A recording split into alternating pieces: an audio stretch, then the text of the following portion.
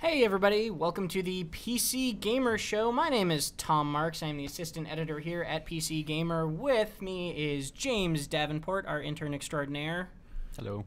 Tyler Wilde, our executive editor. Also hello. And Evan Lottie, our editor-in-chief. Hey there. How you guys doing? Good. Great. Tyler and I've been working for like 9 days straight now, so Oh, nice. things are great. What's the record, out of curiosity, you think? I don't know, 12 or something. Oh my goodness. You know. Well, we haven't quite hit that yet. It's a lot of I video guess by the end games. of the week, maybe. Oof. We got a great show for you today. Evan and Tyler, last time you talked about what you were looking forward to at PAX. This week we're talking about what you saw at PAX.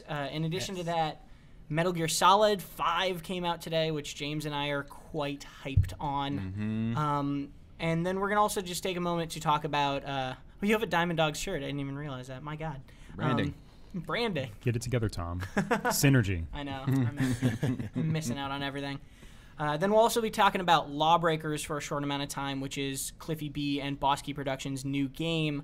And finally, our regular Q&A with a Metal Gear Solid themed quiz in the middle there to celebrate the release. But first, getting ahead of ourselves, what have you guys been playing recently? Evan, what do you play outside of the PAX realm? Outside of the past 4 days in which I've been getting my hands on everything possible. Sleep is not a game, by the way. So in those brief hours of time between PAX and not PAX, I started playing Unity of Command again. This is a World War II strategy game where you play as either the Axis or the Soviet side. Released, I think, in 2011 or 2012. It's by this independent group out of Poland. Really, really, really good game. Turn-based strategy game. Hexagonal grid. Incredibly fun. Incredibly easy to pick up. Great interface design. And it's very simple. Like you're commanding like squads of infantry, and it tells you like what your success rate's going to be against another infantry before you attack. It's basically World War II Advance Wars. If you played that, like a beloved Nintendo strategy game. There's like a supply line mechanic, so there's a lot more nuance in there. It's not cartoony necessarily, but it has kind of a soft presentation, which I really like. So Unity of Command, if you like strategy, if you like World War II, it's very like rich in its history and its presentation of realistic battles and how they went. So yeah, that's worth looking at. That's funny. I haven't even heard of that game. I feel like a lot of strategy games nowadays will like just straight fly under the radar. You can be forgiven, Tom, because literally 1,700 games have released on Steam so far this year. Wow. That's okay. It's a scary number. 1,700. Yeah, but Unity of Command was one of our favorites in recent memory. Yeah. Yeah, Ken Levine liked it a lot. When I interviewed him for Bioshock Infinite way back when, I distinctly remember him bringing that up as like, that's what I'm playing, and that's what I'm way into right now. And that stuck with me. They're making a sequel. I think it's due next year. Cool. It's more 3D, less 2D. Anyway. What about you, Tyler? Well, aside from this crazy game called the PC Gamer CMS, the only game I actually have installed on my laptop when I travel is Civ 5 because, it's a good game to play when you travel. And I've been listening to this podcast on the history of Rome, and that's been getting me interested in the idea of sort of, every time I hear something historical, I kind of...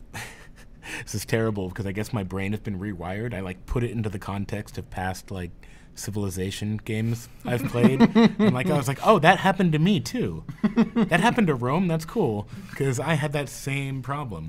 So what a coincidence! I know. Whoa. So yeah, I've kind of been poking around Civ. I keep starting and restarting because I want to kind of create a single city civilization, a city-state, along the lines of Rome, just so I can listen to my podcast and simulate it. But I didn't get very far at PAX because I was mostly using my laptop for running around and writing things. Do you have either the Civ 5 expansions? Yes, I have all the expansions and all the civs.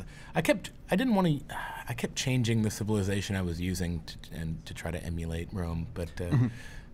Well, one of my most dominating victories in Civ 5, I rarely complete Civ 5 games. I almost never do. Yeah, it's I get to a point where I'm just like, I want to explore a new world again. But one of my most dominating victories was with Venice, one of the expansion civs that you're only allowed to have one city. Yeah, Venice and any is cool. city you take over is a puppet state or a puppet city or gets just destroyed.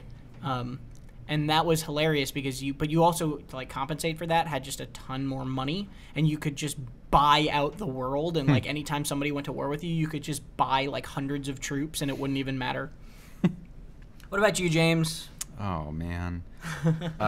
Well, in preparation for the Phantom Pain, I sort of went on a video game diet, you might say, because I know this one will be. It's almost Thanksgiving dinner, and you're like, I'm not going to eat all day. You got to slim down. I was staring in the mirror, and my video game gut was it was spilling over. So I took a break from a lot of games. I mean, I dabbled in Ground Zeroes just because I wanted to. You can import your save file, which gives you things. I don't really know exactly what. I think it's just soldiers for your mother base. We'll talk more about that. Yeah. But I also played the first, say 20 minutes of King's Quest Episode 1 by The Odd Gentleman. Is that the developer? That's cool. It breaks away from... I was expecting it to be sort of full-on Telltale, because that's like the successful formula for a lot of like modern, air quotes, adventure games. But it kind of mixes up different kinds of gameplay in there. There's like sort of a platforming segment of sorts, and there's like more puzzle solving than I've seen in a Telltale game, like since The Walking Dead Season 1, maybe, like Episode 2. So it's fun. I don't know how invested I'll be in the story because I've never played a King's Quest game before. Yeah, I was going to ask. I haven't played. This is you admitting youngsters, sin. Yeah. get out of here. It's before my time. Well, there's this king, and he's got a quest he needs to go on. Oh, tell me more. Oh, it all makes sense now. Yeah. Imagine being stuck in a game and having zero recourse to like what do you do? I've heard about that. Yeah, I've heard that you it's can really weird. get halfway through a game, and if you didn't pick up an item, a couple hours back, you're done. Nowhere to Google. Literally nowhere. That's horrifying. You ask your friend in fourth grade, and he's like, he tells you some rumor that's totally untrue. Man. I remember, when I would get stuck, calling my dad over as if that was going to help with these kinds of games, because he would be even more lost and then just get mad at it. But so, do you think that means that, like, if you went back and played the original King's Quest games, they'd be a different experience now that you have this, like, font of knowledge at your fingertips?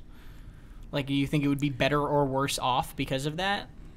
I don't know. I mean, King's Quest games some of them definitely fall into that category of esoteric solutions to puzzles, We're just like, why am I combining a feather with with a piece of pudding or something? I don't know. Like, it makes no sense, but...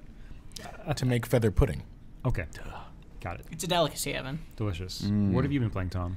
I've been playing... I've also been preparing a little bit for Phantom Pain, but mostly this weekend I went on a hard Terraria tear again. It was a game where before I went on my week vacation, we were like about to enter, I was telling you guys, hard mode, right? Where when you defeat the wall of flesh, which is, I'm not even going to get into that, but when you defeat one boss, it makes everything in the game harder. And we finally did that. And then we went like into a little the progression of that. And it's funny because in basically what defeating this boss and going into hard mode does is it just says, okay, the progression of the game is reset. Like when you get ready to prepare for this boss, you're killing everything in like a couple hits. You're completely invincible except to the bosses, which are still like the earlier bosses are just as easy as little enemies, but like that main boss is still difficult. And then you kill it, and suddenly everything wants to kill you, and everything is stronger than you, and everything takes out a quarter of your life in a single hit. And this is just on like normal mode. There's also an expert mode, which makes everything harder now that they just added in the newest patch. And it's really crazy because then also you have to get these new resources, right? So like in classic crafting, mining, survival game fashion, the beginning resources are like copper, iron, silver, gold is like the progression of the best minerals. And then when you go into hard mode, those have long become obsolete. And now you have the world gets all these 3 new minerals that are like even better than that, and you have to restart your progression basically from the beginning. And so it's this really interesting thing where you go into hard mode and suddenly it's just like the game is like, all right, you've gotten too strong, here's everything more difficult, like start over basically. But you have cool items and you have an idea of where you're going and stuff like that. It's fun, but it's also just like very like I don't know of another game that does that in its progression where it's just like you have a nice little curve and then suddenly it's just like boom, you suck again. And it's interesting. Cool. Let's move on from what we have been playing generally, and what did you guys see at PAX? Yeah. What did you like? What did you hate? All that jazz. What a good show. I can't believe... I think we'd agree that it's the most we've ever seen at a PAX. Definitely. And that's a little bit surprising because there were so few AAA things at PAX. I mean, at least as far as media was concerned, new AAA stuff. There was no real new AAA reveals at PAX. Battleborn was there. All the Ubisoft games are there, Siege, Assassin's Creed. But otherwise, I mean, Bethesda had a booth there, but they were only basically doing photo ops with actually this guy on our Doom cover. He had like a life-size demon that you could like grab a battle rifle and take photos with or whatever. But because who wouldn't want to? Yeah. Yeah, true. So, but what was exciting about PAX this year, of course, was all the independent games being produced, all the surprising neat ideas being in production right now, kind of folding into that message I said at the beginning of, hey, there's been like 1,700 games on Steam so far this year. And we saw a lot of cool stuff.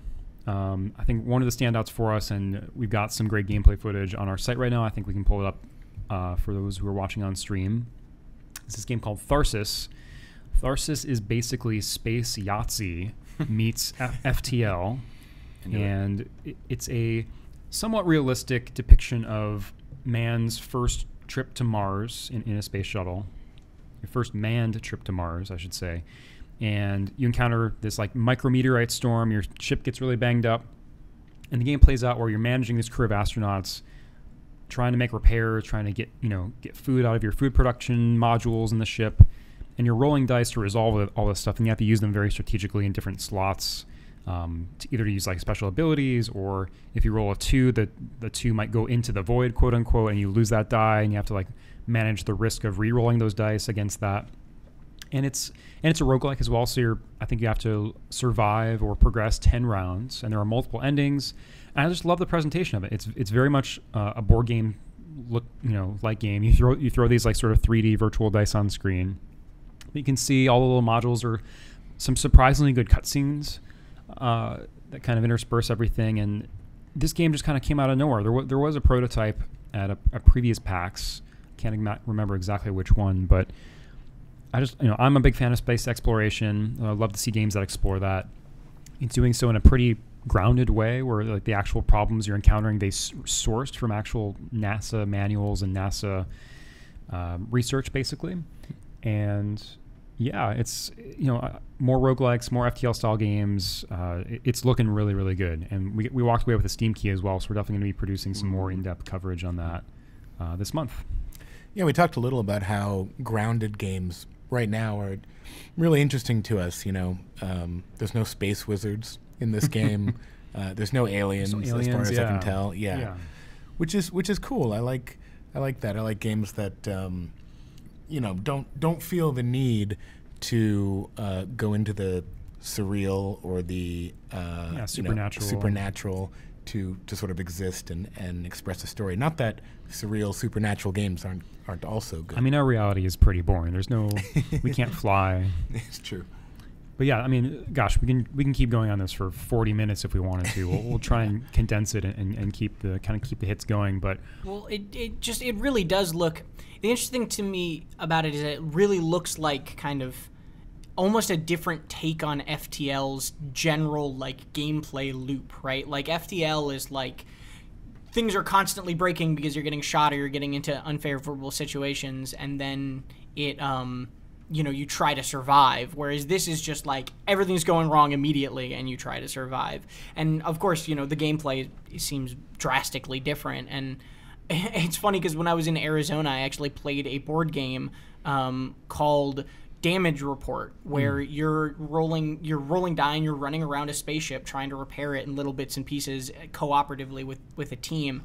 And it made me think, like, man, they really wanted this to like be a video game and decided to make it a board game instead. And now we see a game where it's like you're running around a spaceship repairing things as fast as you can.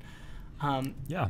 So what else have you seen here? Well, Tyler saw a really exciting mech isometric game. Yeah, I saw Brigador, which we talked about a bit, being interested in. Yeah, this was one we mentioned on the show last week. Yeah, last too. week. And I got to play it for a bit. It's tricky. You got to get the tank controls down. Tank controls, of course, where up is forward, not up. And deal with the fact that positioning really matters because you have more armor on the front, like tanks do. And then deal with the fact that the weapons, it's a lot more complicated than something like Desert Strike, a classic. Your weapons have arcs to them. Like a straight shooting bullet will still sort of move toward the ground, and you can't quite see exactly where it's going to go. So there's bullet drop. Essentially, yeah, and there's also arc weapons. Like I had also my special for a while was this like smoke grenade that had an arc I could aim, which would blind enemies. You also have close range attacks, and everything is destructible, so you can also use like big propane tanks to your advantage. And it's all a bit busy, and it's all sprite based, but they've built this engine from scratch to sort of handle their height mapping and things like that. So really fun, really hard. So you were excited about this game before PAX. Did it play like you thought it would? Did it handle like you thought it would, essentially? Yeah. You could kind of tell looking at it, like, this isn't going to be easy. You see all these enemies sort of driving around, lighting you up, projectiles going everywhere. I guess it felt like I sort of expected it would. I didn't really anticipate all the sort of interesting weapon combinations or the effects of the weapons, and also the ammo conservation aspect is pretty tricky. Like I had these pretty cool rockets that would just shoot an incredible barrage as my primary weapon for a little while, and that was cool, but you could deplete the ammo in about 10 seconds on them. So using your secondary weapon to sort of hold off, tanks that are coming toward you, while sort of roving the map looking for ammo pickups was sort of a big part of that play. But they had quite a few weapons in there. I don't know off the top of my head how many combinations, and it sounds like from talking to the devs, the focus on like giving you a lot of choice up front, and as you go actually letting you unlock more difficult weapons that aren't necessarily more powerful, but more skill shot weapons that feel really good to use. So giving you, as you learn your skills, rather than necessarily making you more powerful, giving you things to challenge yourself with. So it's pretty cool. It's cool to see them make something like this and make it difficult, which is what I'm hearing from you, without making it a bullet hell game. It doesn't seem like the screen is ever going to just be filled with lasers and projectiles that you have to dodge your way out of. Yeah, it's not so much about dodging as it is just knowing when to retreat, knowing when to getting into good positions, sort of setting up traps with your movement, getting sort of the AI to follow you in the way you want them to, using your special ability. There's one that made me invisible briefly. I didn't think it is pretty busy on screen, and some of the feedback was not great for me because so much is going on. At first I couldn't tell that I was invisible or for how long I was going to. I also didn't have headphones on when I played, and I was on the PAX show floor, so I don't know how much information you get from sound. That can be a big part of games like that, too. Yeah, absolutely. No, cutting out the sound is cutting out, I don't know, arbitrarily a third of the game. Like, you lose a lot there. So I thought it was really cool, and I look forward to it. They had a lot of different areas, and it's all this just sort of hand-built sprite work that all can be destroyed in different ways, which is cool stuff. And it was cool to hear that they had been like, they wanted to do this specific game, and they programmed their engine from scratch to accomplish it, which I'm not saying you have to program everything from scratch to be a legit game. It's just you don't hear that very much anymore. You hear, we're on Unity, or we're on Unreal or whatever. So. Well, and it's because those tools have made it so accessible, sure, right? Yeah. So when a game says, "Oh, we made our own engine specifically for this," it's usually because they had something in mind that they wanted to do with the game that like no engine could easily accommodate, right? So that you can say like, oh, it's like the elite like game makers and it's yuppie like that, but actually I think it represents something like, it represents almost like an ambition within the developers to like make something a little bit outside of the range of those engines, at least to me. Maybe that's not the case. It's just that's what it says to me. So what else did we say we're going to talk about? Goodness. Yeah. Well, before we get to your favorite game of PAX, yes. we can talk about some. I played some Homefront. Yeah, really curious. Yeah, okay. Well, it was interesting. I didn't actually play the first one. It didn't get the best reviews. It wasn't the most well-loved game. So this is, I mean, if you don't know the setup, it's occupied America. America's occupied by Korean forces in this sort of future reality that has befallen us. And in Homefront: The Revolution, you're in Philadelphia, and there are 3 zones. There's the red zone, which is this heavily, policed by military zone where you're not supposed to be, and that's where the rebel cause has sort of set up its camps.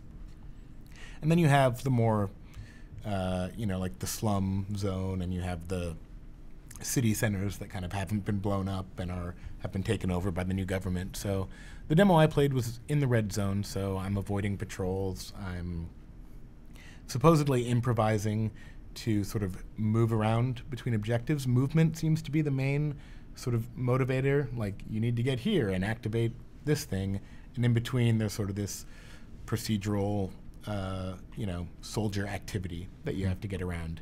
And it's not about blowing all through them. You have to kind of hit them like a guerrilla soldier quickly and then get away, while they're distracted. It was hard, and that's probably because partially or largely perhaps because it was a 15-minute demo and I hadn't been introduced smoothly to like all the tools.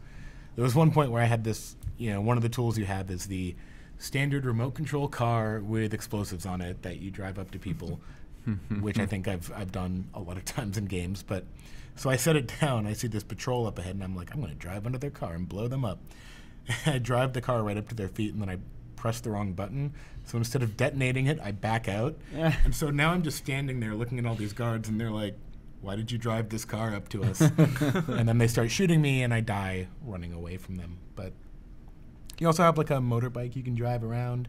They actually said it was inspired by the Trials games, which I thought was strange, which is a 2D game where you're like dealing with, but they liked the sort of soft tires and kind of bouncy physics of that game. So that was actually pretty fun because I was like driving up ramps and it's really forgiving. But yeah, so I guess I didn't get like the greatest sense of what's going to make it different and interesting. It seemed pretty gloomy, and I don't know how much time I really want to spend in like occupied Philadelphia. Like they had one of the systems is basically like a GTA police level sort of thing where the first time you get spotted by a patrol, you get into a firefight with them. A flying robot, sort of Half-Life style, comes up to you and starts scanning you. You try to destroy it. If it scans you, they call in more reinforcements. Eventually, you end up with an airship coming after you, which happened to me once, and I died. I died a few times.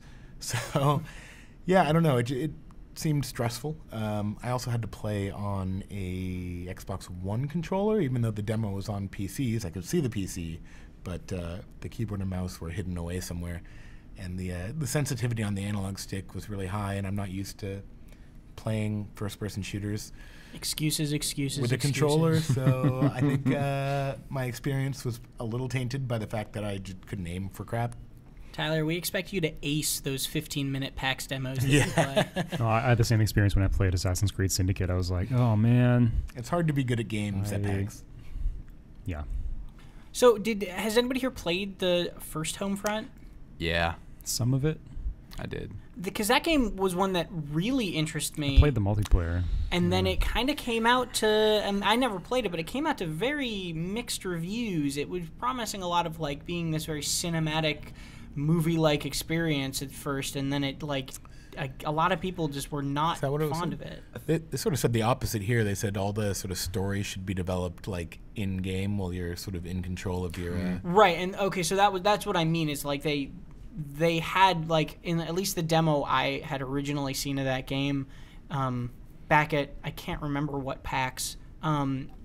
It had this arc where like you were always in control of the character, but like things were happening around you. And I guess when it actually came out, and this is all me doing hearsay, so I'm sorry for paraphrasing other people's opinions, but basically it felt like kind of an on rails sort of experience.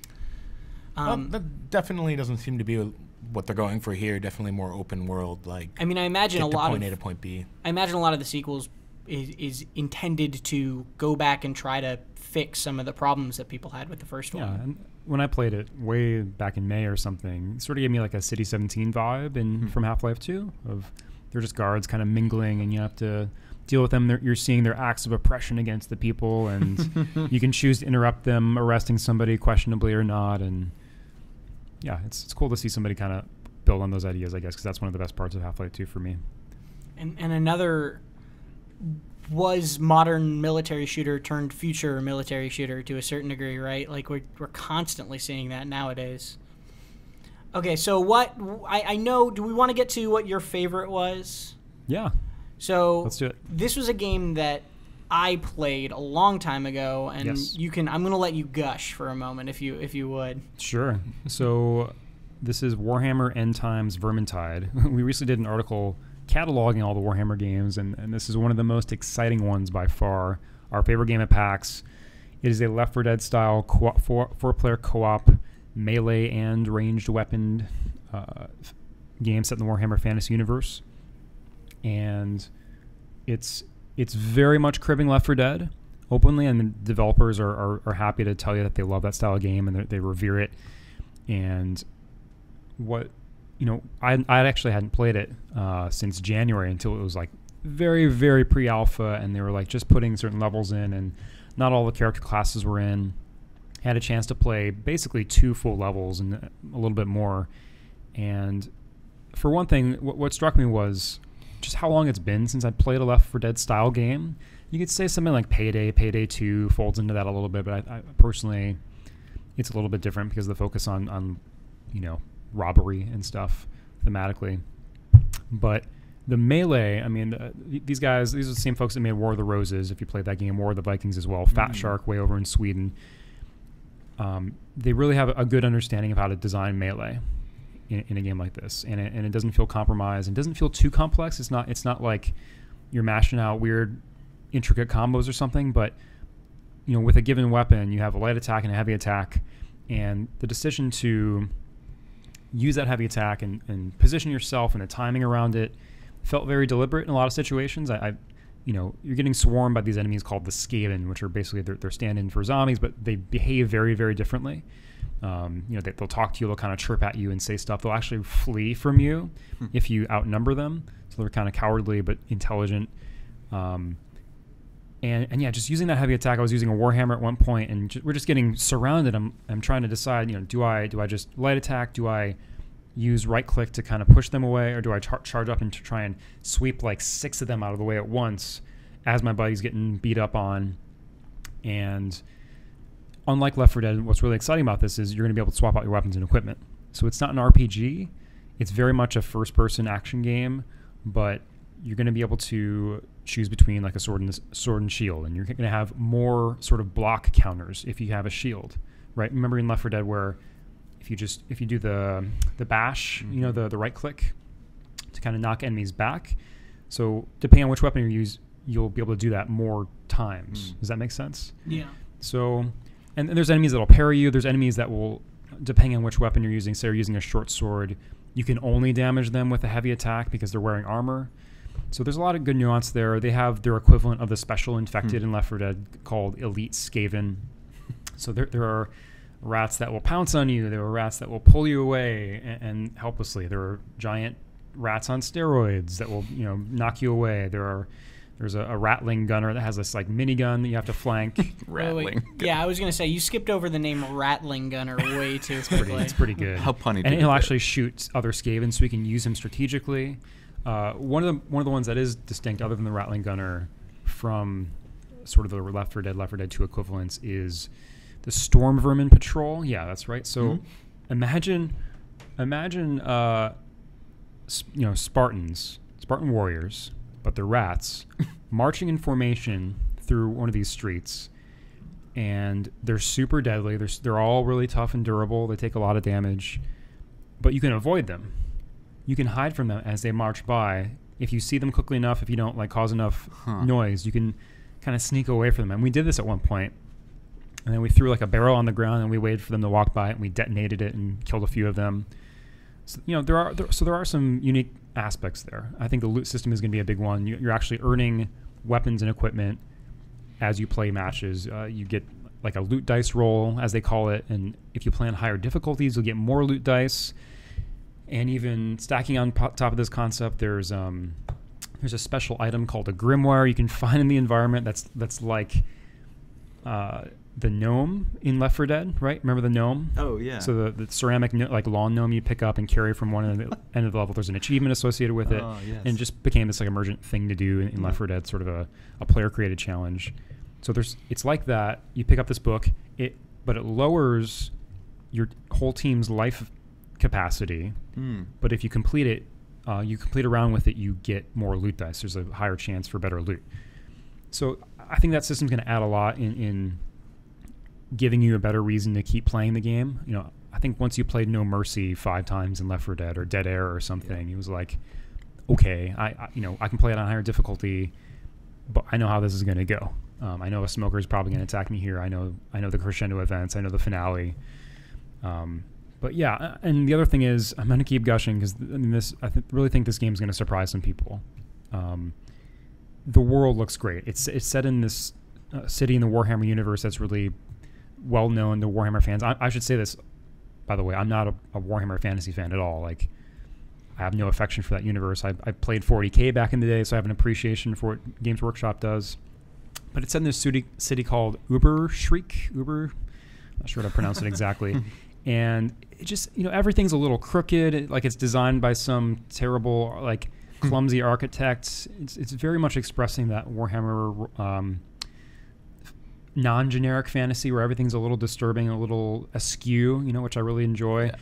In some of the levels, we'll see this giant green moon hovering in the sky, and kind of green lightning will strike and light up, little pools in the environment and stuff like that.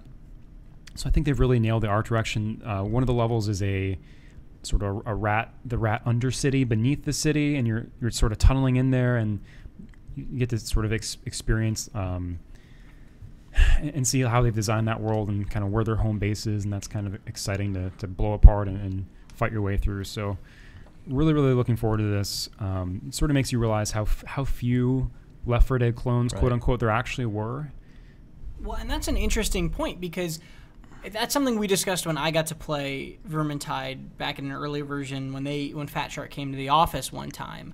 Was we were talking about how, like, why hasn't anybody ripped off Left 4 Dead? Like, and I use ripped off almost as like an affectionate term in this case, like, because you brought up Payday, and Payday 2 is very much a like 4-player co-op against the AI experience. But I think the key thing that Vermintide and Left 4 Dead share is the linear like story, right? Yeah, point A to point B. Yeah. And that you're learning like more about the world as you're going through it a little bit. Obviously, Left 4 Dead's story was very shallow, but it was also a path you follow. Do the characters have banter and conversations? They do. There are 5 of them.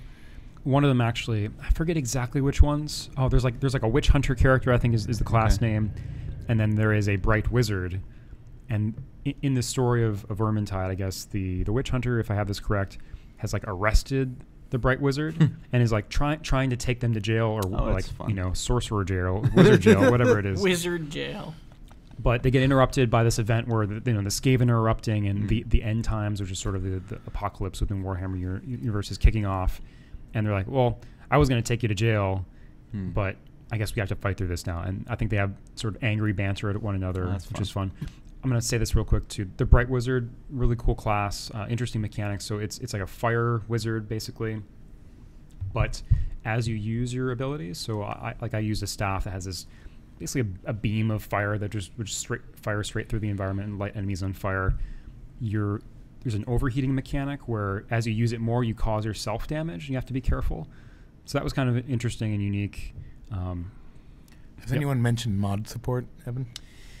Yeah, when I talked to them about it in January, and this is an important thing, right? Because Left 4 Dead 2, its longevity was in place because it had modding support, because there were so many great maps out there that honestly so many of them were better than the stock maps in the game, more creative, more kind of interesting and unexpected. I don't think they're planning on it at launch. I think it's something they're going to feel out. This is their most ambitious project by far, Fat Shark, so I think they're just focused on that, and I really hope it's possible for them. I'm not sure if they built the game to accommodate it. Hopefully they have, because like you said, mod support always just makes a game survive, years past its expiration date, essentially. But this is another game, too, that has committed the crime that we talked about last week a little bit of, like, why would you name your game that? Because it's Warhammer: the End Times Vermintide. Yeah, you need multiple types of punctuation. Oh, no, excuse me, the other way around. Warhammer: Vermintide the End Times. No. One of the two. Did I get it right the first time? It's Warhammer End Times Vermintide. Correct. But there's a colon between Warhammer and End Times. Okay. Well, you had to first establish this is in the Warhammer universe, then you have to tell us when, and then you get the title of the game in. Gotcha. And this is, we'll just be calling it Vermintide. Just call it Vermintide. Yeah. But for writing headlines, it makes it a hell of a time, man. You got an 80 character limit, and you're using up 50 on the name of the game. There are so many Warhammer games coming out. I honestly struggle to tell you which are which. If you listed 4 of the Warhammer game names coming out, I wouldn't be able to tell you which genre are which. I know Regicide is the one that is a chess game. That's I can tell you that. That's an easy give on the name too. Battle chess, yeah. Yeah. There's. I think we made that article, and I think it was something like 16 Warhammer games. Sure. Or something like that. They're just handing out licenses like they're tickets at a deli counter. Just Okay. All right, you want one? All right, you want some ham? I think it's actually some war ham? 12. I got a co-op shooter for Fat Shark. Fat Shark. Hey. Exactly. And there's multiple of the same genre too. Could you have Shooter, it open? sorry, Yeah, I do. I've pulled it open. Call out like one of the names at random, and I'll try and guess. Okay. We'll try and guess what. Okay, this is I'll sort of like make our the screen then. pre-game trivia segment now. So we can't do Total War Warhammer. That's easy, right? That's another one of the givens. Of course. Well, yeah, of course. Okay, let's do this one. Space Hulk Deathwing. I know Space Hulk is originally a board game in the Games Workshop universe, so I guess it's like a turn-based strategy game. There was a Space Hulk game last year, I thought. Yeah, but can't you say that 2013 about maybe. every Warhammer like thing? Is it was a strategy game at some point? I'm gonna say it's a turn-based strategy game on a spaceship.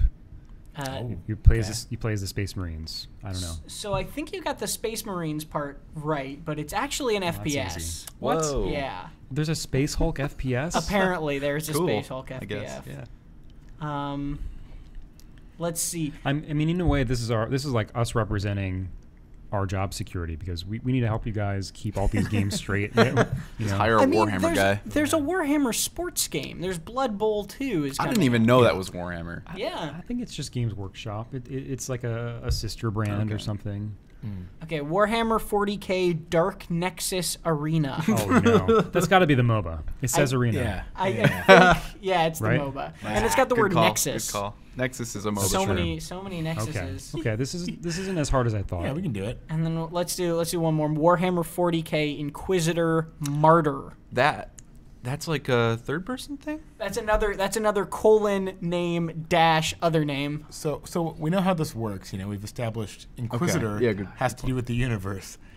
Martyr is the name of the game, but that doesn't tell me anything. That's such a I think strange it's subtitle. a third-person thing. I read about this. That's the action RPG made by Neocore Games, which are the people that do Adventures Event House or Incredible right. Adventures Yeah, Event yeah, House. yeah. So yeah, Diablo style. Yeah, kind of Gotcha. like that. Okay. And there's like, so what do you attribute to how many Warhammer games are coming out right now? Like, why is Games Workshop suddenly in just the last year just like throwing out their IP? It's not by coincidence, whatever it is. I don't know. Yeah. I don't know enough about the company to really speculate. I guess they said this is part of our strategy, and I think one of the dangers is, of course, they could end up like the Star Wars games in the 90s, right, where we're just making every possible Star Wars game we can, and then you develop this like pretty bad reputation. So No, it's interesting. I feel like Warhammer is popular within a niche. It's certainly not something I would call mainstream.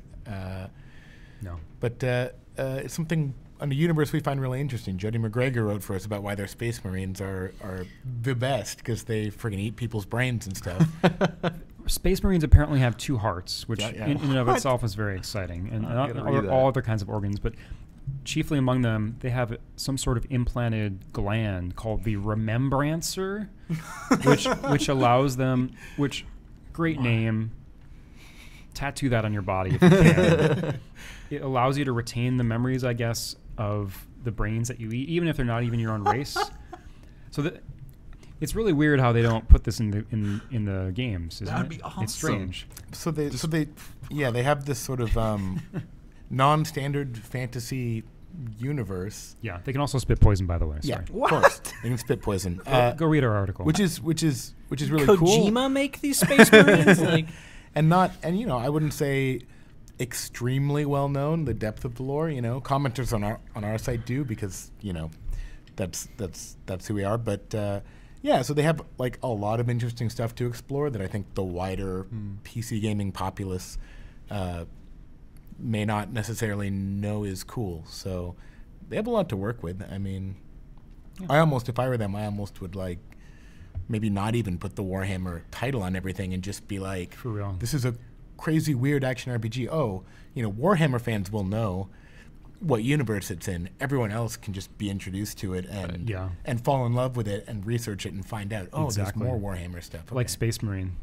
Yeah. Yeah. I mean, it may be a requirement of Games Workshop to probably, put the name in there. But anyway, Moving on. It is a tragedy. It is a tragedy, I think, that they're not able to represent these weird aspects in the lore fully because Space Marines have to be somehow American. They have to they have to sort of evoke our actual military struggles, and they blame They can't StarCraft spit for acid. that. Exactly, which is crazy.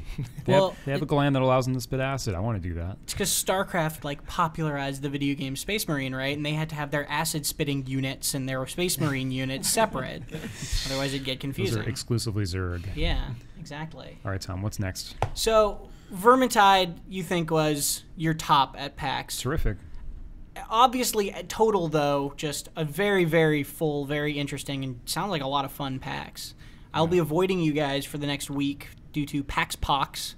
James, you sitting next to me, you also were missing a day yesterday because you were sick, not having been to PAX. So I think I'm the healthiest person in the room We're right all now. going to be writing the site in little beds with white sheets with those sort of cartoon ice packs on our head and thermometers. I have 2 hearts, so I'm fine. Yeah. There we go. Well, moving on, let's transition into the next big thing we wanted to talk about.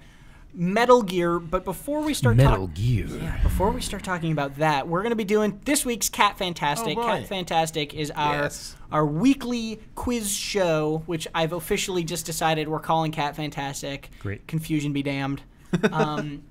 So this week, I decided to do, James and I put this together. So James knows the answers to these. So Evan and Tyler, this will be just for you. But in honor of Metal Gear coming out today and us being very hyped on it and the craziness that is Hideo Kojima's storytelling, we've decided to do a Metal Gear Solid and Metal Gear in general themed Catfantastic. This is going to be terrible. It'll be great. I can't do it. So, just real quick baseline, how many of the Metal Gear games have you guys played? Because this is a little bit unfair because some of them have not come to PC. Snake Eater. I've played Snake Eater. Okay, so that's Metal Gear Solid 3. Yeah, that's it. I've played 1, 2, 3, and I started playing 4, and I got fed up with it, and I said, I'm done. I walked away from the franchise. I will be walking back into it, though, for 5. Okay. So, for the record, to everyone at home and listening on the podcast or watching on Twitch or whatever, the following quiz segment will have spoilers from throughout the series and then the first half hour of 5. There's one question that pertains to 5, but it's just at the beginning. It's not really a spoiler. It's not really anything. You're still interesting. safely in cutscene territory at that point. I'm Yeah, sure. it's the first hour and 20 of the game basically is an interactive cutscene. Yep. Oh boy. So Never we'll- change, Hideo. Yeah, we'll talk about that when we get to Metal Gear. But so if you're nervous about spoilers, just mute the video or skip 15 minutes or so ahead. But honestly, I don't think the spoilers are very bad. They're mostly for the old games. Don't worry about it, really. It's going to be a lot Without of fun. context, Yeah, without context, I'm not going to give you much context for these either. So the game is, without further ado, Catfantastic. True or false, did the following things actually happen in the Metal Gear Solid franchise?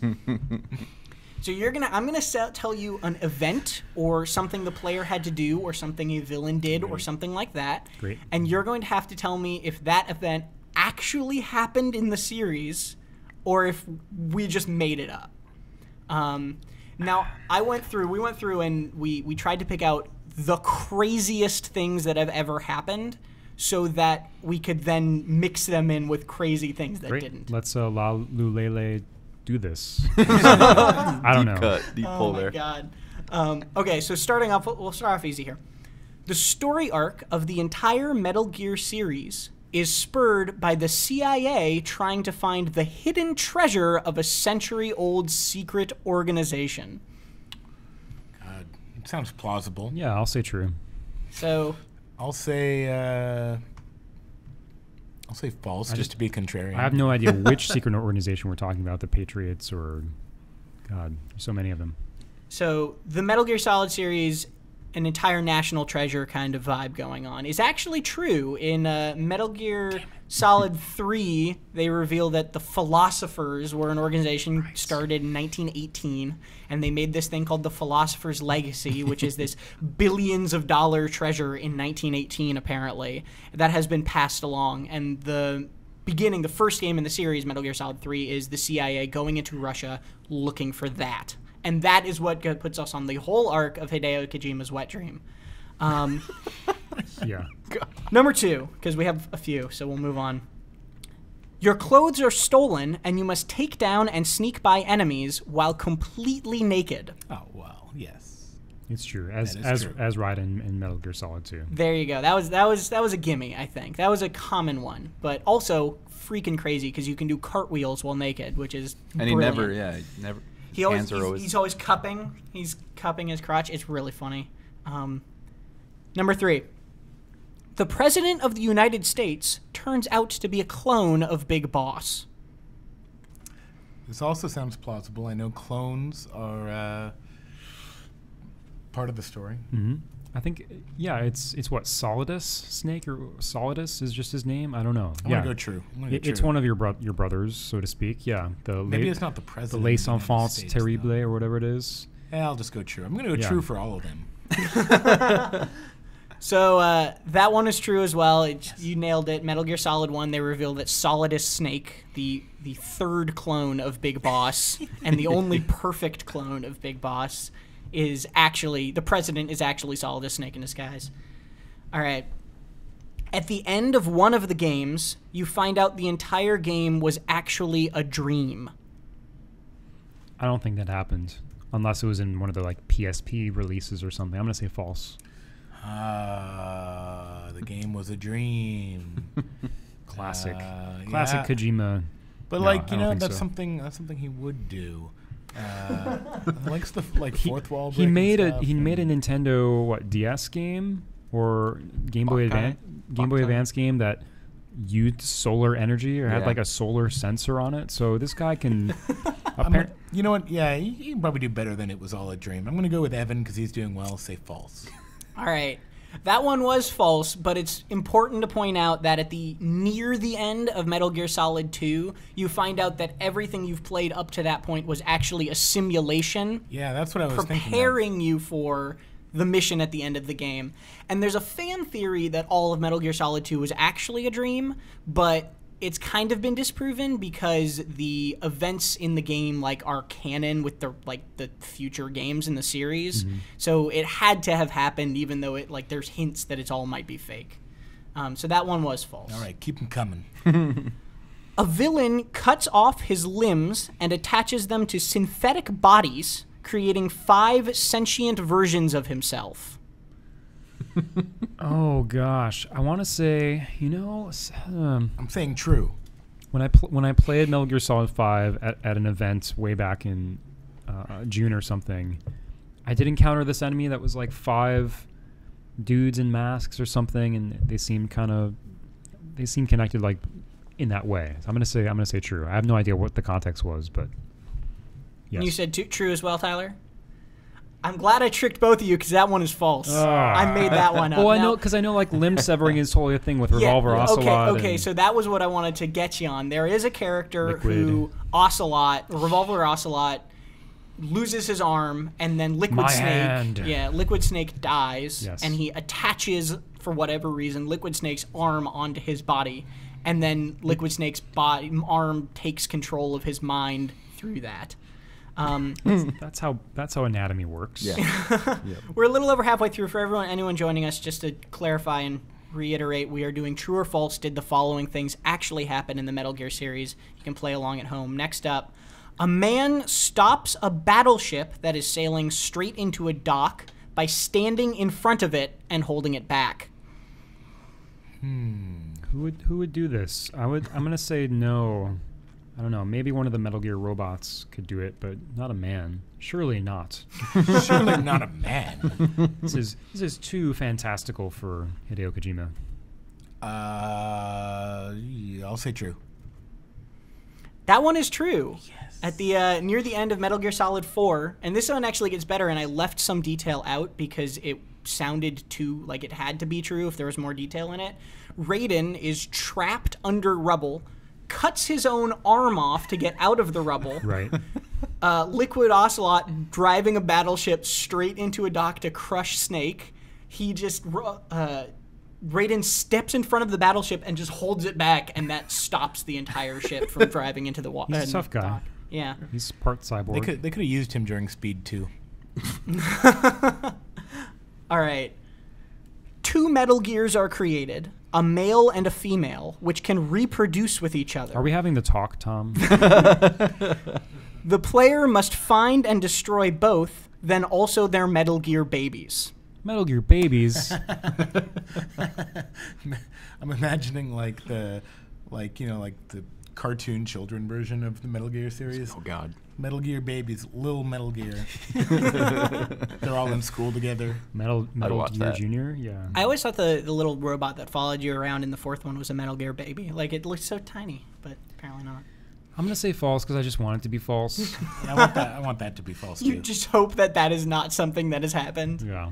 That one is false. Yes. But I have to say I was pretty proud of that. That's I a thought good one. that could be potentially something that Kojima came up with. It totally could be. Oh my god. All right. And finally, a giant whale made of fire jumps into the sky, eats a helicopter, and then turns into a flaming unicorn with wings made of fire. Come on, guys. That's clearly true. I mean, not in the Metal Gear series. I saw that. It's happened. Yes. I'm gonna say true. I don't like how much I'm hesitating here. But like the last question, I'm gonna say false. The transformation from one animal to another. Either this is some sort of hallucination that I haven't seen in the Metal Gear series. Just please be false, Tom. That one is absolutely true.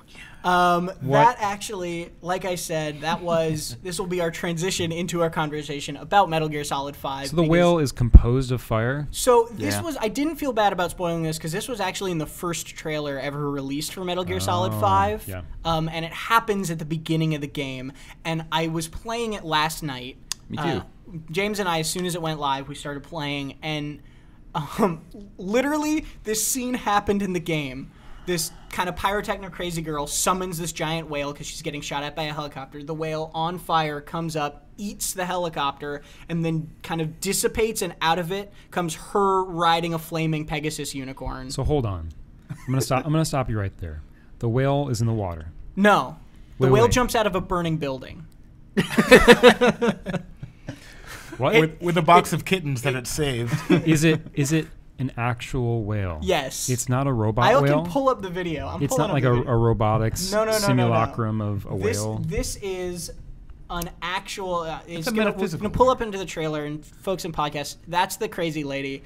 This is an actual whale actually on fire or made of flames. Don't pretend you're at SeaWorld. Come on. I'm not entirely sure which, but it eats... God. There it is. It eats a helicopter, and then out of it comes a flaming unicorn Wow. with fiery wings.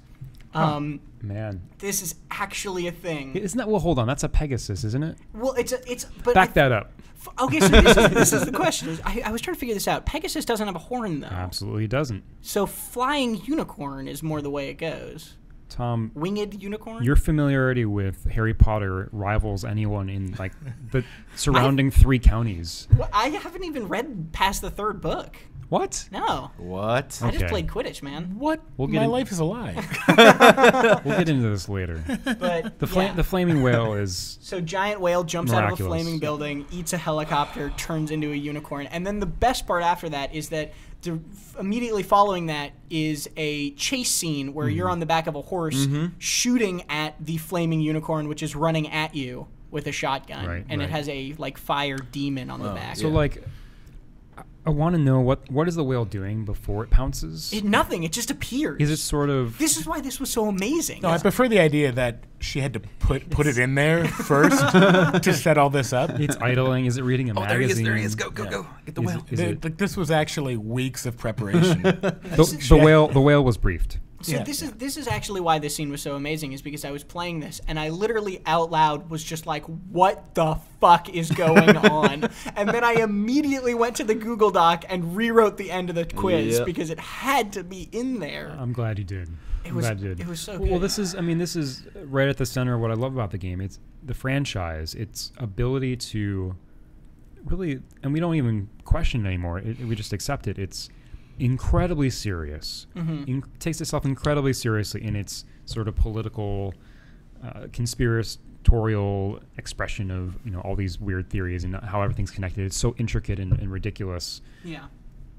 And it has stuff like that. It has crazy supernatural mind reading characters and all this whimsy, pure whimsy, really pure humor and like comic relief to soften that, and it honestly it works, I think, in a lot of cases. As much as you can criticize different aspects of Metal Gear Solid 4, Metal Gear Solid 2, the ending like gets so bogged down in its plot explanation, but those moments of whimsy and ridiculousness really do give it's a personality unlike anything, I think, in gaming. And James, you were talking earlier about how in similar to what you were saying, this was one of the darkest beginnings or like darkest segments in a Metal game was the beginning of this game. Yeah, you're totally correct, Evan. Like in that, the absurdity in past Metal Gear games kind of comes off as comic relief, and I mean not all the time, but the way it presents itself, like sincerely. In this, I don't know if it's the art direction, the like fidelity, or what, but it feels much more grounded. At the same time, because of that, when the crazy surreal shit happens, it feels much more pronounced and almost like horrifying and less like whimsical. I don't know if you felt the same way. When the whale like ate the helicopter, I obviously was like, what the shit, but for the most part, like that first hour and a half, and I wish I had more impressions of the game as a whole, but for the first hour and a half intro, I felt like unnerved and on edge because it's very, very violent and dark, and the themes are all very. Wasn't the context that you're coming into the game as it starts like somehow Snake is recovering from a defeat or something? Well, at the end of Ground Zero, it seemed like you've been bloodied. You're waking up from a coma. Like Yeah. the first thing you hear is a David Bowie song, and you're first person looking around, like gaining focus on the Let's hospital dance. not quite that David Bowie song. Can one of you like explain to me the 13 different names for Big Boss? Because I'm so confused when people say Snake and what? Old boss. So there's a couple different boss. things. He starts out in Metal Gear Solid 3 at the beginning of his like storyline. He's Naked Snake. That's his code name. And then 007. at the end of that, he becomes Big Boss, and that's basically how he's known. But he's still referred to as Snake. Technically, in this game, his name is actually Punished Snake. or Venom Snake. Or Venom Snake, but that's kind of irrelevant. People all call him Snake or Big Boss.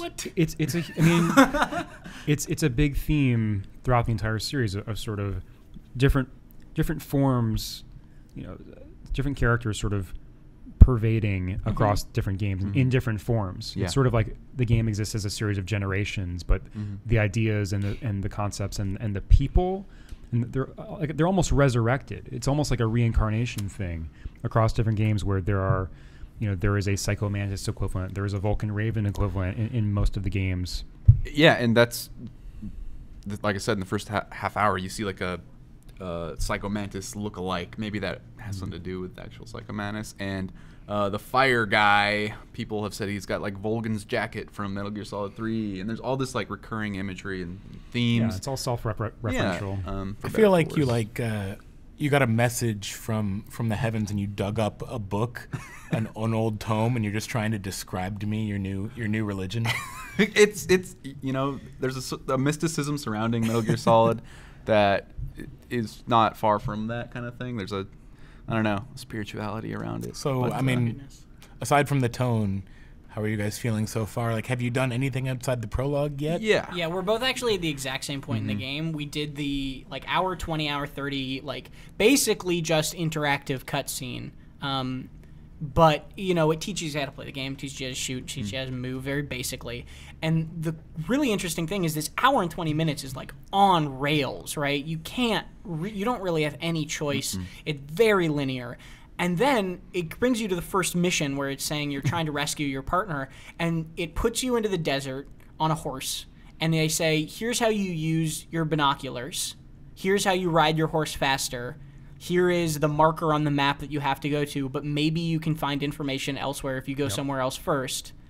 Bye. Yeah. And he literally steps away and just lets you do whatever you want. That's the mission I played when I visited Konami too. Yeah. Yep. And it was an incredible transition for me, at least, where it was everything. Literally, there is a 20-minute segment of the opening thing where you can't walk because you've been in a coma and your legs don't work, and you just have to hold the forward thing. You can't go left or right. You just have to hold forward on the joystick or on the keyboard, and you'll just inch forward, and then you fall down, and then you inch forward, and you fall down, and it's that for 20 minutes.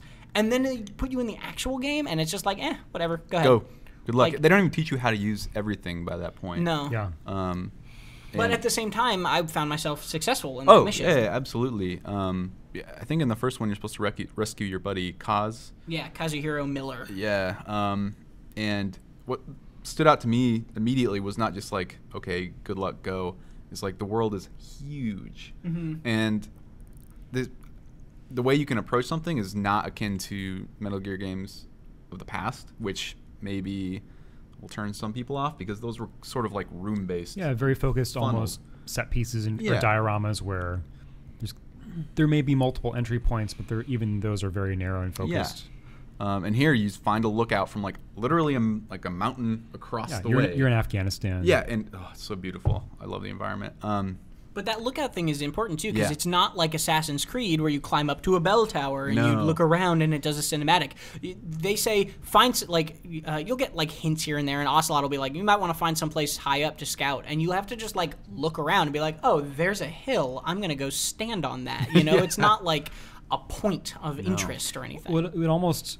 I mean, you guys have played more than I have. I've only played that first mission and one or two of the side missions that follow. It's refreshing to. It makes you consider and sort of realize how homogenous a lot of those big sandbox action games have become in their structure, where there are collectibles and there are sort of scouting points that reveal certain things to you, and we're going to give you a stealth route, and we're going to give you a direct route, and we're going to give you a bonus objective, and Far Cry. Ubisoft is the most guilty of this, so to speak. Even if it's well crafted, it's so familiar over and over again across different franchises. Mad Max just came out today, for example. I think it has a lot of the same kind of concepts where you can run up in a balloon and it reveals certain parts of the map to you, or you can, take territory control by knocking out a certain outpost. And I think, obviously, Kojima is a different styles of structure, and it's just refreshing to see that. I think their twist on it. Yeah, absolutely. You don't feel bogged down. Typically when I play an open world game, I just immediately get stressed out. Yeah. And this, because there's so much to do. I think of The Witcher 3. As much as I love that game, I look at that map and I'm oh my god, I'm never gonna do this. And I somehow feel I'm not getting everything out of the experience. And this, It's just like, you need to go here, do it. However you want to do it is up to you. And there's no, like, at least from what I saw, the environments feel much more natural in that there's not, like, an obvious stealth way. You know, like, there's not a tunnel that just you have to find in the water. Or, you know, there are some ways that are, like, much easier than others.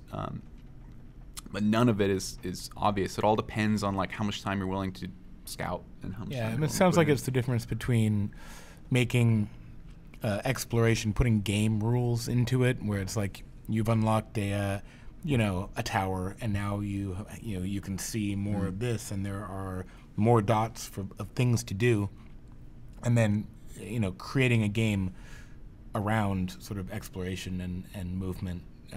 They seem like distinct things to me, and it sounds like this is the latter, which is cool. Like using the environment to your advantage rather than using it as a way to achieve achievable goals. So I want to know, this was very, not controversial, but it was a change. Kiefer Sutherland, playing the main character, of course, our beloved Snake, Torture Snake, Venom Snake, whatever his name is. It's a big change from David Hayter being the voice for the lifespan of the game. What's your guys' take on his performance so far? So James might have a different opinion than me because he's played more Metal Gear games than me. I've only played 4 and a little bit of 1, basically. But I think that Kiefer Sutherland is a just objectively better voice actor than David Hayter. Whoa. I think that the performance he gives is more real. It's more believable. It's less, I gotta go save these people from a house over there. But also, Snake, sorry, was that too much? Snake talks way less in this game, and I hate it. And it's not even just in the field. Like, when you're in the field, he doesn't say anything, and Miller's kind of, or Ocelot's talking to you on the radio. Are you mute at first? Is that right? Not really. Very, very, very briefly, but not really. Sorry. It's not, like, you can't talk for the first, 10 minutes of the first cutscene or something like that when you're waking up from the coma. But then when you get into, the cutscenes of the game where, Kazuhiro Miller's, very clearly, war-torn and, wants revenge, and you just rescued him, and he's, delusional, and he's, talking about all this crazy stuff. And Snake is just silent the entire time so he's crazy. ranting at you. Yeah, Kaz even, comes up to you and says, "Snake," and grabs you by the face, and, he just, quiet. He has a monologue at him, basically. Yeah. So when Kiefer Sutherland talks, I think he's great. I think he's Snake. I think he really does a good performance, and I think it's a much more believable than the one David Hayter do. I'm no disrespect to David Hayter, because I think that the voice he did, was one of the reasons that those games were amazing. He really gave this awesome performance, but I think for the more, mature way that Kojima feels like he's telling the story. It was a very video game voice. Yeah, exactly. And this is now the fidelity's a little higher. You feel like you need It would be very capture awkward. That's exactly what I mean. David Hayter would be a very awkward voice actor in this. He's not the right voice for this Snake. But that being said, I just don't understand why they aren't using Kiefer Sutherland's voice more than they have been. Cha-ching. Well, he charges by the word. That's fair. No. Yeah. I thought that was interesting. That was one of the criticisms I've heard, is that where's all kind of the silly side banter? Where's that levity? Where's I guess there's much less of it, yeah? The levity comes from when you knock a dude out and attach a balloon to him to send him back to your base. I did that. So, another thing that is weird with this game is I feel like I'm always going to be missing something. I feel like I'm always not getting something, which is kind of stressful to me. I was walking around the mother base. I was briefly in the mother base area, and I was walking around, and I told this to James earlier. I was I happened upon a rat, right, that was just walking around the base. And I was like, I wonder if I can shoot that rat, just as a joke. And I shot it with a tranquilizer gun, and then it let me pick it up. And I was like, okay. And I picked up this rat, and then I went off to the next mission. It gave me the mission recap of mother base screen. And it said that I had caught a gerbil. It gave me money for an animal rescue, and then it gave me a unique gerbil logo to customize my crest with. That was just a rat walking around my base that I happened to be I'm going to shoot that rat, right? And that was a thing. That was an unlockable that now I have and James doesn't. And he has to go hunt for a rat, and if he wants to get that. Or a gerbil, I guess. I think you need to, just give yourself over to the fact that you won't know everything and won't... It's a Kojima game. Yeah, I guess that's fair. And I'm anti-completionist. I'm totally with you. There's going to be, and it's not even that, it's just going to be things you didn't even know you could do, like gameplay mechanics you didn't even know you could do, like until hour 30, I would imagine, because he, Kojima likes just to have weird one-off, not even one-off, but like almost joke tools that actually have a real purpose, and joke mechanics that have like a real purpose, and like shooting a gerbil or the box in general. The cardboard box. That the stuff will always be there, box. and I think it just grows in I time. love that the box is something you have to research within Mother Base to just it's the very first thing to discover it's on the tech tree, basically. Yeah, it's pretty funny. So real quick, last word on Phantom Pain is I want to be really clear when I say I think it's immediately. I've only played 2 hours and I think it's an incredible game. It's just the controls work. It feels tight. I have a on PC. Yes, I have a mouse and keyboard. That's what I was gonna say. I've been using a controller. I didn't like the keyboard controls very much, but I didn't think that they were unbearable. I mainly had a problem with the zoom, the scope, but it runs incredibly on a PC. It's so pretty. I don't know what your specs are. I have an i5 4760 and a GTX 760 graphics card, 8 gigs of RAM, and it runs swimmingly, mostly on high. Wow. It's really well optimized. Yeah, we've got a story on the site. Yeah. Examining some of that stuff as well as the graphical options, kind of giving our thumbs up on it. It looks so good. My last word is I'm with Tom, and no matter what, I think I'll love it because there was like 6 Moby Dick references like in the first hour and a half. Not including the flaming whale, or including the flaming whale. Oh yeah. Jeez. The helicopter's called the Pequod. So. And and you're named your code name is Ahab when you first wake up. And when you die, if you die in the tutorial at the very beginning, your like partner is with you, goes Ahab, Ahab, Ahab. It's great. Moving on though, I want to talk briefly because we have you here, Evan, and you're our FPS guru, as we like to say. Hi. LawBreakers. It got announced as a name. This is Bosky Production and Cliffy B's new game. We finally have gameplay of it, and we have more than just like, this concept basically. Yeah, it's a minute and 20 seconds or something of gameplay. I got a chance to talk with Cliff Blazinski at the start of PAX right after this gameplay video went up, and yeah, I think there it is. They had done such a good job of not describing what the game is in their reveal or in the week that it still was a genuine surprise. And the stuff that stands out to me, some unique shooting mechanics. You can see a guy firing behind his back. That's something seemingly you'll be able to do with every ranged weapon, which is really exciting. And yeah, I mean the grappling hook stuff is really interesting. It seems like that has a lot of freedom of attachment in terms of you can swing outside of the world and stuff like that. But I don't know. I mean, they've still revealed so little. Ultimately, they've only shown this one map. They've only shown little glimpses of. They've been tweeting out like kill clips or little short frag videos on their Twitter account and stuff like that. So it's a bit unclear how the gravity mechanics work. I mean, that's kind of the crux of the game, that it is law versus breakers, and you're both breaking the laws of gravity. That's the elevator pitch or whatever. And for the benefit of our Twitch viewers, I grabbed a few of those Twitter videos so we can have a little more gameplay. That's this is awesome. First person as well. That's great. Yeah, let's pull those up. I'll keep talking. So, yeah, definite sci-fi. I think it looks gorgeous. Is looking great on Unreal 4 there. But yeah, it remains to be seen exactly what sort of competitive game it is. I don't have a sense of what the objectives are, or if it's just straightforward team deathmatch. I know it's 5-on-5. Not exactly have a sense of how long the matches are and stuff like that. So the focus on melee is interesting. It seems like there's a good amount of variety there, and they're focused on different classes and stuff like that, but not truly whimsical weirdness that we're seeing in Overwatch, where it's kind of every kitchen sink approach to game design and character design. So yeah, it definitely seems like. Also, I'm encouraged that it doesn't seem like a game about movement per se, even to the extent that Unreal is about mobility and dodging, and every person has a double dash. In that lateral dash you can make in an Unreal game where you double tap A or D. It seems like there are some characters in there that, if you so choose, you can kind of just stay on the ground and fight like a traditional traditional dude or dudette, which is kind of encouraging. So yeah, I think like we talked about last week though, this is a hyper competitive genre now. Holy smokes. Yeah. All the different competitive shooters in production.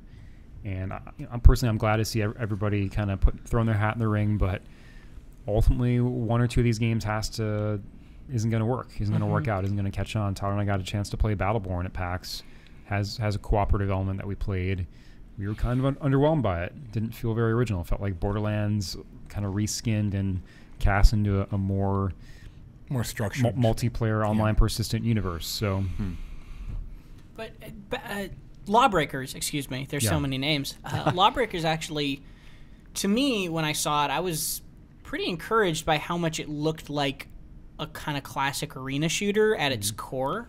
I think that's something that not a lot of other ones of those character-based multiplayer games are doing. You know, Overwatch looks a lot more like objective-based, right? Very much so. Well, I guess almost entirely objective-based from what we've seen. Yeah, so it's very much objective-based like TF2. There's a payload-style mode in Overwatch called Payload. No way. It's almost identical, except there's like a turret on top of the cart that you're pushing, essentially. So yeah, but at the same time, Tom, I think there's a reason a lot of folks have moved away from the arena shooter type design. It's all very skill driven. There's a high skill ceiling, and there's low persistency. So I think one of the two of the most interesting questions for LawBreakers are how are they going to navigate the free to play aspects. Obviously, when I talked to Cliff, he said we aren't even thinking about, or we're not even at the point where we've really implemented the business model and what that's going to be like. Right. So is that stuff like with the progression of earning weapons or earning cosmetic gear going to get in the way of that kind of pure arena style gameplay where it's all about getting the kill, all about fancy movement and fancy like memorable individual fights, and yeah, just how they handle that, and are they going to be able to tell an interesting story in this universe? I think this is one of the most important things that a multiplayer game can do to be successful. It sounds strange, but you look at TF2, it's been around for 8 years. The reason people have stuck with TF2, as much as they've patched it 500 times, it's gotten a lot of new stuff and new items, obviously, new modes. They added MVM. It's crazy. It's a guinea pig of a game. But it was the first multiplayer game to really tell an interesting story that people had emotional attachment with. And they told a lot of that outside of the game with comics and obviously the videos that they released. But it really added a lot. I mean, try to imagine TF2 without any of that. If they had just, okay, here's content update number 34. It adds this weapon and this weapon. Instead, they made everything into this luxurious, like, spectacular event where there's a war going on between the demo man and the soldier, and pick a side and see who can kill who, and we're going to have a real-time kill counter. They've talked a little bit about LawBreakers and the folks at Boss Key over on the East Coast have talked about how you're going to sort of have to pick a side, and there are sub-factions within the Law and the Breakers. And when I talked to Cliff a while ago, he was like, well, I want being part of one of those sub-factions to feel like you're following a sports team and you have a level of investment, and, well, this faction hates that faction, so if you're part of them, like, we have to fight. So it's an interesting idea, sort of building in that level of sort of loyalty into a group, and I really hope that they can explore that. But they have to do something other than be an arena shooter in 2015 and 2016. They have to. And that's potentially, you talking about the sports teams and Cliffy talking about the sports teams as well, is like, that's a really interesting idea, and that would get me kind of more into it. But also, like, the trailer, the original cinematic trailer that explained the world, like, the moon has exploded. Right, like, it was so stupid to me. Like, the world that they set up was, like, visually and, like, conceptually very appealing, but the lore that they used to get it there was so dumb. Moon go boom. Moon explodes. Gravity was never the same. Like, what is that? It feels like story to justify their. I just keep imagining like a senator or someone being like, we passed a law, and then a bunch of guys, yeah, well, we're lawbreakers. We're going to break that law, buddy. It's I mean, I don't know. I don't think it's that bad. It's like there's a cataclysmic event that was not an apocalypse, but really changed the way society operated. BTW, and, Cowboy Bebop. And how there's kind of some anarchy out there. There's a feeling of martial law, and things are kind of extreme. Yeah, I think I just need to see more of it, basically. Like, this is a game where the gameplay is interesting, but it's exactly like you said. The gameplay is not what's going to set it apart from all the other games which have gameplay that looks interesting. I like Dirty Bomb's gameplay. Overwatch's gameplay looks good to me. Like, all these things look nice. I need to know, like Evan said, how the zero G works, because you know, I mean, am I like shoving off of things?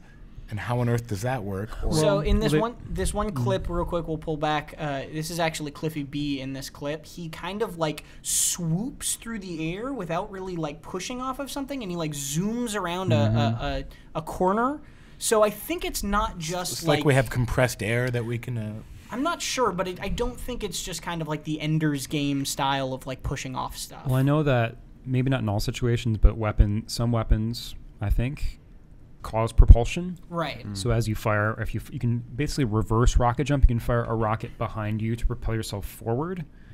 So I'm sure that'll play out in different ways. But yeah, exactly what it means and how it's implemented. Is it sort of location based, where certain areas have low, high gravity, whatever? Can it be activated on abilities and stuff like that? Remains to be seen.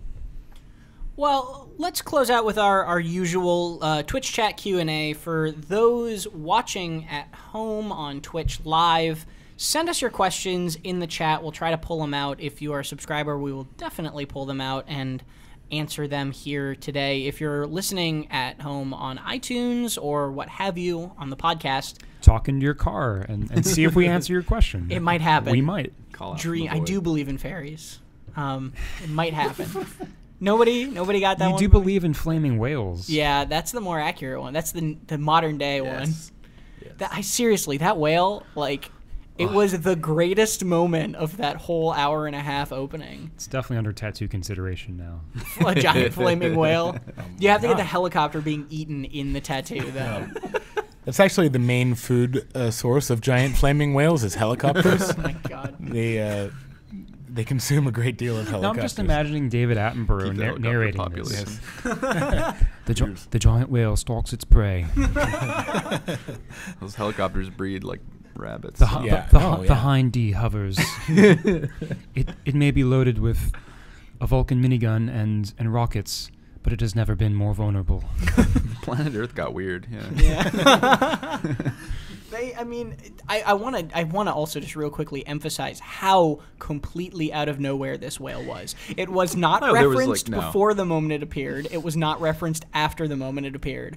It's just out of a burning building, flaming whale appears to eat the thing, and then just vanishes. There was Moby Dick stuff. Snake says, huh. Yeah. Right, but there was Moby Dick stuff, but I mean, like, there was not a whale that they set on fire. No, it's not like they were getting chased by a whale the whole time. It was just like... Oh, my goodness. Let's see what we've got.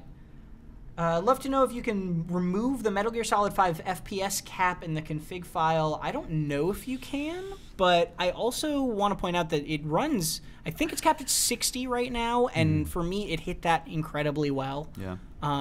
So if you're one of those guys who really wants to min-max it, I'm not sure if you can remove the cap, but it runs well. Like, it hits that cap for me, at least. It seems likely that there is or will be some way. Oh, yeah. But I don't know. I haven't.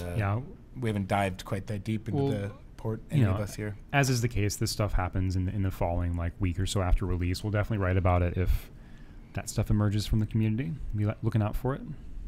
What else we got, Tom?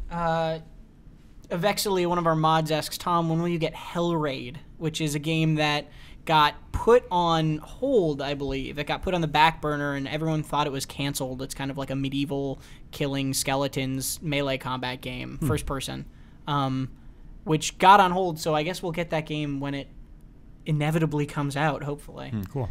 Can you please start a weekly Stellaris segment? Have any of you guys played Stellaris? That's the like another space roguelike. We've been getting a lot of space roguelikes, I feel like. There have been, yeah. There's I've heard of it. Orion Trail, which is a direct, obviously, reference to Oregon Trail. I get it now. Any opinions on the Deus Ex Mankind Divided pre-order controversy? Gross. I guess we knew this question was coming. Super dumb. Yeah, this sort of happened while we were at PAX, so I haven't had a chance to dig into the actual details. But any sort of if you bribe us, we'll release the game earlier thing is just totally unprecedented and ridiculous, and we're right to backlash And beyond against that, it. I mean, that's like the final sort of tier, and they're doing the thing before that where it's like, if we hit this many pre-orders, you'll get this, as if they're really going to withhold things if we don't somehow like prove our commitment, you know, which is really, really icky and gross. I don't like the idea of consumers being asked to like prove yourselves by pre-ordering and getting your friends to pre-order, and then I guess maybe you deserve this stuff. That's just that's a wallpaper. That's really frustrating. I already don't like pre-orders. I like them a little more now that Steam refunds exist, but that's still not a perfect system. So Yeah, I mean, on the surface, this is kind of their take on stretch goals, right? I guess. yeah. But any sort of building this into pre-orders is just disgusting. Yeah. And we obviously don't encourage anyone to pre-order anything unless you're fully committed and you've already played all games in the series or whatever. And even then, you're not even anticipating like the technical difficulties that arise on day one. There are reasons to pre-order, but they are far and few between, basically. I mean, there are games I would pre-order just because if I'm like a super huge fan and I just don't care that it might be broken, you know? Sure. But it says something about me to pre-order it. Well, but I don't recommend it very often. The stupid thing people are pointing out about this Deus Ex one, too, is that, like, it essentially means that the internal date for finishing the game is the 4-day earlier date. It has to be. They can't be planning on releasing it on this later date and then suddenly release it earlier unfinished, right? Which means that internally they're planning to release this game 4 days early, and it's like almost threatening to release it late. It's like they're holding the game hostage. It's also 4 days. 4 days. I understand being excited about the game, but who cares? Well, it's their most passionate fans that potentially do not benefit from this weird promotion, which is sad. You know, these are the Deus Ex loyalists, the folks that have been with the series and are most passionate about it, and they're the ones that care the most. Because the guy who, you know, likes the idea of a Deus Ex game or is kind of in the mood for it or just heard something about it and pre-orders it from GameStop or whatever, he's like, okay, whatever. Like, he doesn't care if it's out for it. He doesn't even know if this exists probably. So, Yeah. With PC, we have another question. With PC getting a lot of attention lately from the Metal Gear games, do you think we'll ever see an HD collection for Metal Gear on PC, that is? Honestly, I'd just settle for the third and fourth game. Like, I don't even need HD versions. Like, I just like all the Metal Gear games to hit PC at some point. that'd be nice. It feels up in the air to me. We don't really know what Konami's going to do No. going forward. Remasters aren't easy to do. You can't. No. You don't just sort of flip a switch and you have on the better computer. graphics. I mean, there's like UI scaling to take into account. There's controls. There's just the way things were loaded, even in that old format off. I guess it was CD, DVD. I don't know. Yeah. Truthiness FC asks, have you gotten your hands on Active Aggression? Have either of you played that? Oh, I know Active Aggression. I have not personally played that. No, sorry. Wow. Such is life. That's an RTS though, correct? It's another entry in the kind of like slowly coming back like true RTS game genre, right? Like they disappeared for a long time in the same way the arena shooter did, and now we're starting to see Grey Goo and other things like that really bring back RTSs. Planetary Annihilation just got basically a big patch refresh that if you already supported the game, the original Kickstarter you got for free. I think it's like $13 or $15 on Steam. Added Titans, which are these like giant units. So yeah, it's hanging around, which is great. StarCraft, of course, Legacy of the Void. Yeah. As well. Well, StarCraft is also just StarCraft 2 in general is like this weird enigma of it has been forever, right? Like it's still going, but it's so. I feel like at least the enthusiasm for people that are not like StarCraft fans already has really diminished. Like there used to be this period where like people would be watching StarCraft 2 even if they didn't play StarCraft 2, and now it's like mostly StarCraft 2 players watch StarCraft 2. I was one of those people. Yeah. I mean, several years ago, I really enjoyed watching StarCraft 2. I wasn't playing it actively. I really enjoyed seeing the top players and appreciating,